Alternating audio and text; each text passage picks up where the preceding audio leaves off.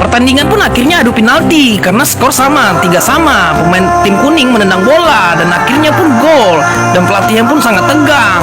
Lalu tim kuning pun selebrasi dan pelatihnya pun bertepuk tangan.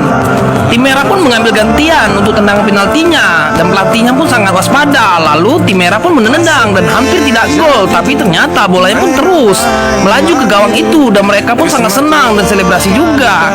Akhirnya skor pun menjadi 1-sama dan sama-sama pelatih ini pun semuanya tegang, dan pemain ini langsung menendang bolanya dan tendangannya pun sangat cepat dan akhirnya pun gol lagi. Skor pun menjadi 2-1. Suasana di pertandingan itu pun mulai sangat menegangkan guys, karena di sini adalah akhir-akhir dari pertandingan dan kiper ini pun langsung menakut-nakuti pemain tim merah ini, tapi dia tidak peduli. Dia pun langsung menendangnya dengan kecepatan penuh dan akhirnya gol pun tercipta. Dia pun mengejek kipernya itu, bahwasannya kamu tidak akan mampu melawan saya. Pelatihnya pun tersenyum dan semua penonton pun jadi tegang.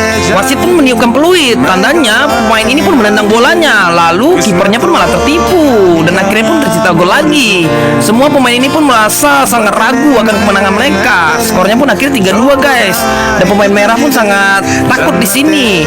Kiper tim merah pun sangat percaya diri, lalu perempuan ini pun menendang tapi ditangkis oleh kiper lawan dan akhirnya pelatih ini pun senang.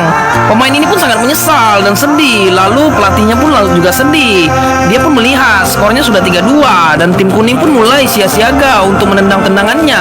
Lalu dia pun menendang, akhirnya tendangannya pun akhirnya ditangkis oleh kiper tim merah dan tim merah pun sangat senang. Ikuti part selanjutnya ya.